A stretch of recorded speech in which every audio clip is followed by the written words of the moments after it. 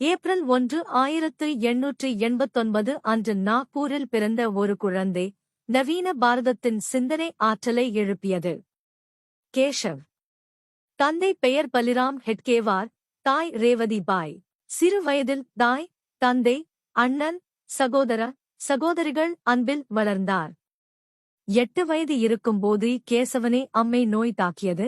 அதிலிருந்து பிழைத்தாலும் முகத்தில் தழும்புகள் ஏற்பட்டுவிட்டன.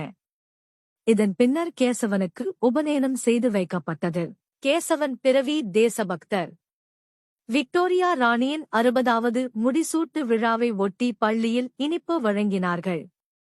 ஆனால் கேசவனோ, அவர் எப்படி நமது மகாராணி? இது அடிமைத்தனம், நான் கொண்டாட மாட்டேன் என்றார்.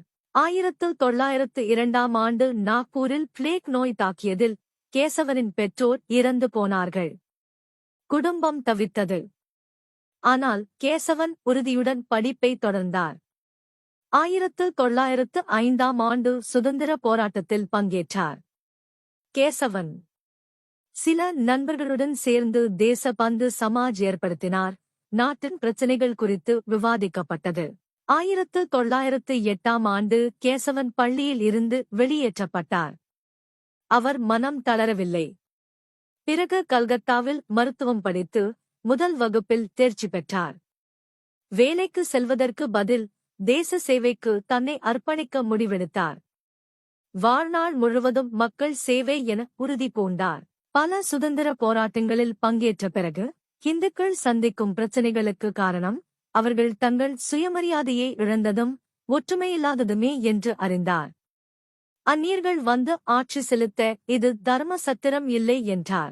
நாட்டில் உள்ள ஒவ்வொருவரின் மனதில் தேசபக்தியே உணர்வை ஏற்படுத்தவும், தேசத்தின் மீதான நம்பிக்கையை அதிகரிக்கவும், சமுதாயத்தில் ஒற்றுமை ஏற்படுத்தவும் செப்டம்பர் 27, 1925 அன்று சங்கத்தை தோற்றுவித்தார். தினமும் உடற்பயிற்சி, தற்காப்பு பயிற்சி அளிக்கப்பட்டதுடன் மக்களுக்கு பல்வேறு தொண்டு பணிகளும் தொண்டர்களால் மேற்கொள்ளப்பட்டன. ஏப்ரல் 17, 1926 அன்று நடைபெற்ற ஆலோசனைக்கு பிறகு சங்கத்திற்கு ராஷ்டிரிய ஸ்வயம் சேவக சங்கம் என்று பெயர் சூட்டப்பட்டது. தொண்டர்களுக்கு சீருடை அவசியம் என முடிவெடுக்கப்பட்டு காக்கி நிக்கர், காக்கி சட்டை மற்றும் கருப்பு தொப்பி சீருடையாக இறுதி செய்யப்பட்டது. இதை தொண்டர்கள் சொந்த செலவில் வாங்க வேண்டும் என்றும் முடிவானது. ராஷ்டிரிய ஸ்வயம் சேவக சங்கம் பிரபலமடைந்தது. அதன் தொண்டர்கள் ஸ்வயம் சேவகர்கள் என அழைக்கப்பட்டனர். 1925 முதல் 1940 வரை டாக்டர் ஜி சங்கத்தின் தலைவராக இருந்தார். 1940 முதல் 73 வரை ஸ்ரீ குருஜி, 73 முதல் 94 வரை ஸ்ரீ பாலாசாஹேப் தேவரஸ் ஜி, 94 முதல் 2000 வரை ஸ்ரீ ரஜு பையா, 2000 முதல் 2009 வரை ஸ்ரீ சுதர்ஷன் ஜி, 2009 முதல் தற்போது வரை ஸ்ரீ மோகன் பாகவத் ஜி தலைமை பொறுப்பு. சங்கம் 100 ஆண்டுகளை நிறைவு செய்துள்ளது.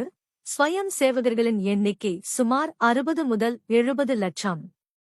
நாடு முழுவதும் தினசரி 97,000 ஷாகாக்கள் நடைபெறுகிறது. மேலும் அமெரிக்கா, பிரிட்டன், ஆஸ்திரேலியா, நேபாளம் உள்ளிட்ட 40 நாடுகளில் இந்து ஸ்வயம் சேவக சங்கத்தின் ஷாகாக்கள் நடைபெற்று வருகிறது.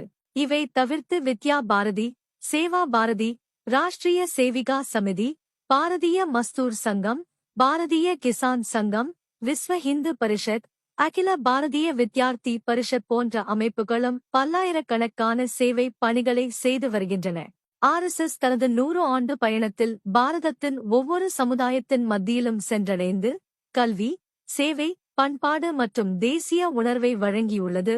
தொடர்ந்து இந்த பணிகளை செய்யும். ஜெய் ஹிந்த். வந்தே மாதரம். பாரத் மாதா கி ஜெய்.